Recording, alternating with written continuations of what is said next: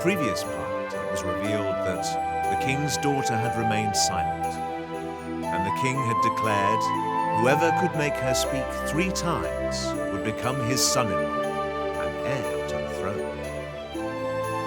A poor young man, with the help of a magical parrot, arrived at the gates of the royal palace, and there the guards blocked his path, and there the guard stepped forward and stopped him at the gate. Stop! Who are you? And why have you come?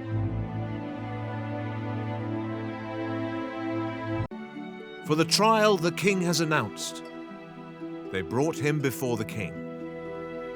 The king looked at him carefully and asked, "How do you intend to make my daughter speak?"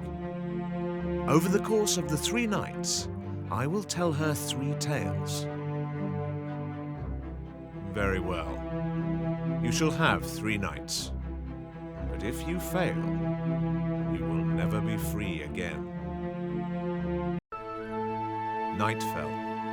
The great hall of the palace glowed beneath the lantern light. The king's daughter, dressed in her royal garments, sat silently upon her seat, still as stone. Between the princess and the guest, a delicate lattice curtain had been hung. The young man entered the hall, and silence fell across the chamber. One by one, all eyes turned toward him. The young man said, "This parrot will stay by my side until the end of the tale."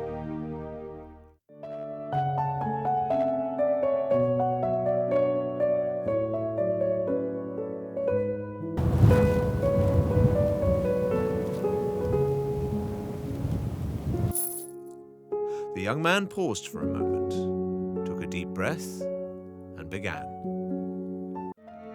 "I shall tell you a tale. The tale of the carpenter, the tailor, and the mullah. Once, long ago, there lived 3 friends, a carpenter, a tailor, and a mullah.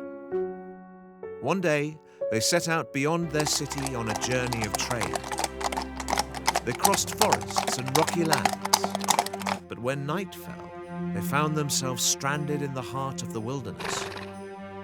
Fear settled into their hearts. Fear of thieves, of wild beasts, and of the darkness of the night. Just then, their eyes fell upon an abandoned hut, and they made their way inside the hut. The carpenter said, "My friends, this is not a safe place." The tailor said, "Thieves or wild beasts may come upon us." The mullah said, "Then it would be wiser to divide the night into 3 parts, and let each of us keep watch in his own turn." And so they agreed. The first watch fell to the carpenter. The other 2 friends soon drifted into sleep. But sleep had overcome the carpenter. To stay awake, his eyes fell upon the trunk of a tree lying on the ground beside the hut. At that very moment, an idea sparked in his mind. He said to himself, "Better to keep myself busy with some work." So he took up his carpenter's tools and, from that wood, slowly, gently, began to carve a figure. Little by little, he carved a statue, the figure of a young girl, the size of a human being. It was still lifeless, yet graceful in form and beautifully carved. When his work was finished, his turn came to an end. So he woke the tailor from sleep, and he himself rested for a while. Now it was the tailor's turn.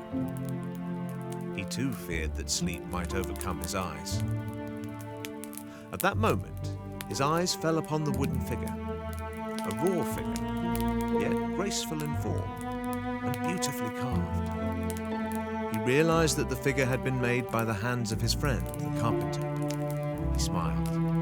He took out scissors, needle, and a piece of cloth from his saddlebag, and slowly, gently set to work. For that figure he sewed a beautiful garment, as though he were preparing those clothes for a living girl. Then he carefully lifted the garment and gently dressed the statue in it. The tailor's work too came to an end, and his turn passed. So he woke his friend the mullah from sleep. Now it was the mullah's turn. He too rose from sleep and cast a glance upon the figure. He saw that one of his friends had carved from wood a figure the size of a human being, and the other had dressed that figure in beautiful garments. In his heart he rejoiced and praised the skill of his two friends. But a little later, a sadness settled upon his heart. He said to himself, each of them did what he could and left behind a mark of his own. But I, what can I do? Then he raised his hands in prayer and said, "O God, my friends have done all that was within their power.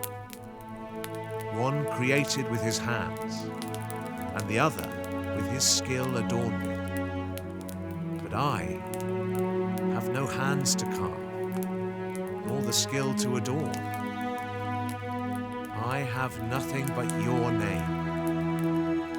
If life belongs to you, then breathe a soul into this lifeless figure, so that what remains unfinished may, in your name, be made complete." After the prayer, a deep silence fell over everything. No wind blew, and not a sound rose from anywhere. But within that silence, the darkness of the night slowly, gently began to fade. The cold light of dawn crept through the cracks of the hut.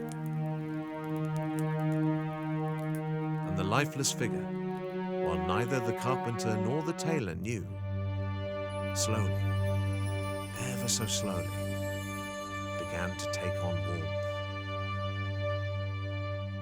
Only the mullah, silent and bewildered, was witness to that mysterious transformation. Her fingers softly began to move. A gentle breath rose from her chest, and the color of life settled upon her face. At dawn, her eyes slowly, gently opened. The carpenter and the tailor rose from sleep, and in astonishment they saw that a living girl was standing among them. All three of them, for a moment, stood speechless in astonishment. With wonder they gazed at the girl, as though what stood before their eyes could not be believed. The carpenter stepped forward and said, "I carved this figure myself. If it were not for my hands, she would never have taken this form. So the right is mine, and I am more worthy to take her as my wife." The tailor immediately said, "But it was I who clothed her in these garments. It was I who adorned her. If not for my skill, she would not appear so graceful and worthy. So I am more worthy. She should become my wife." The mullah stepped forward and in a calm yet steady voice said, "You both speak the truth.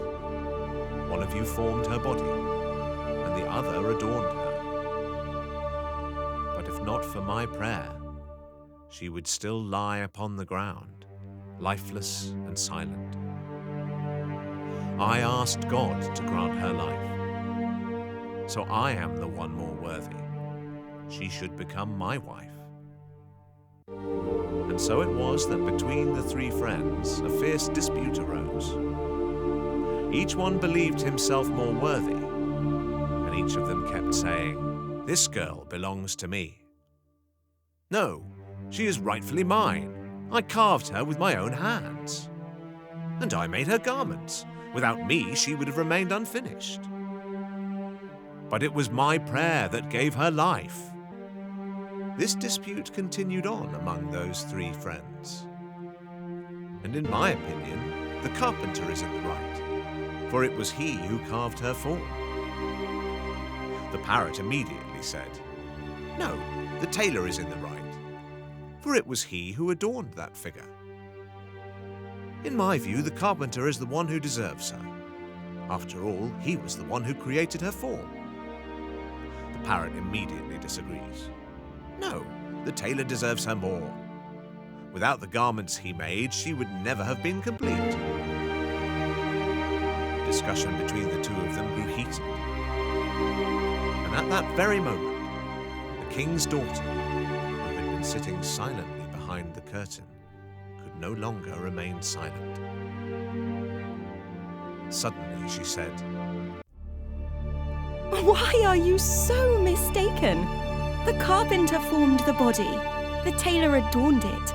But if not for the mullah's prayer, she would never have come to life. So the right belongs to the mullah. For a moment, a heavy silence fell upon the hall.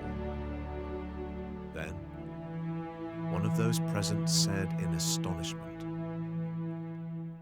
"The king's daughter has spoken." Another voice cried out, "The princess has broken her silence." The king raised his head. The first trial had been broken. The young man slowly let out his breath, and the magical parrot remained silent. The first tale had come to an end.